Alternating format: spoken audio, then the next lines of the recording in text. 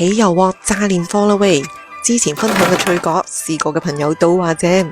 今日分享一個用傳統水油皮開酥整嘅酥角，佢同脆角嘅口感唔同，層層起酥，非常之鬆化。呢條可能係全網至詳細嘅保姆級教程，中意嘅朋友收藏起身慢慢睇啦。酥角呢，佢係分水皮同油皮噶。我哋先嚟整水皮，400克嘅低筋麵粉，120克嘅豬油，160毫升清水。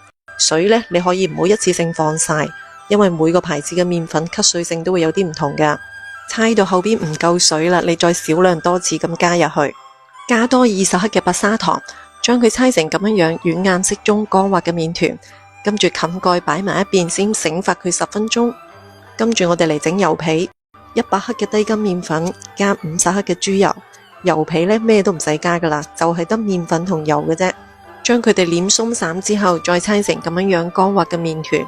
頭先嘅水皮都醒發咗10分鐘到啦，呢個時候再嚟猜佢呢，佢會軟身好多噶。繼續冚蓋，再醒發多佢10分鐘添。呢個時候嚟調餡料，具體嘅配比我打喺屏幕度。唔想自己炒花生嘅話呢，可以好似我咁去美宜街買呢啲原味嘅走鬼花生，返嚟打碎佢就得噶啦。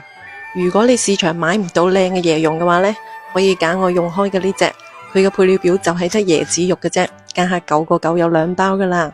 我將佢掛喺左下角嘅小黃車度，有需要嘅姊妹們可以點入去睇一睇。趁快遞未停運，3耐嘅話呢2日就可以收到噶啦。呢個時候水皮已經醒咗2至10分鐘啦，再嚟猜一猜佢會更加軟身，延展性好好噶啦。我哋一下包唔得咁快呢，可以分開幾次嚟開酥。呢度係200克嘅水皮，我就配咗40克嘅油皮。我呢度水油皮嘅比例係8:2，你想更加鬆化啲呢，7:3都得。收口位置一定要捻緊捻實，唔好等佢漏酥。將油皮包喺裏邊之後，用支麵棍嚟碌佢。屋企冇麵棍嘅話呢，你就用啤酒樽。水皮經過幾次醒發之後呢，佢嘅延展性好好多，冇咁容易回縮噶。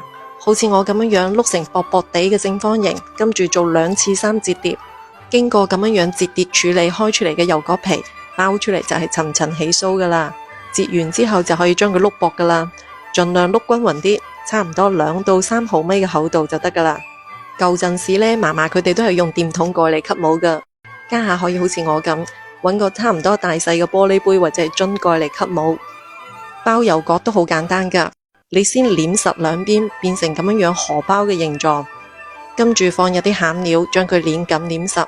呢一步一定要檢查清楚，如果你收口未捻埋嘅話呢，一陣間一炸啲餡料就會漏晒出嚟噶啦。鎖邊呢，用個手指公頂住向內收，都係要捻緊捻實喎。你包多幾個就會好熟手噶啦。5-6成油溫落鑊炸，唔好開太猛火，如果唔係10時間咁高溫，一下就炸到佢開晒口噶啦。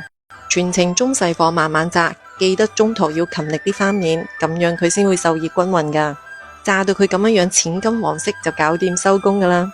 完全攤凍之後再嚟食，咁樣炸出嚟嘅酥角真係超級鬆化，輕輕嗨佢一下都酥多啲又炸。拍視頻唔容易，講得咁詳細都睇到呢度咯，點個讚鼓勵下，你都嚟試下啦。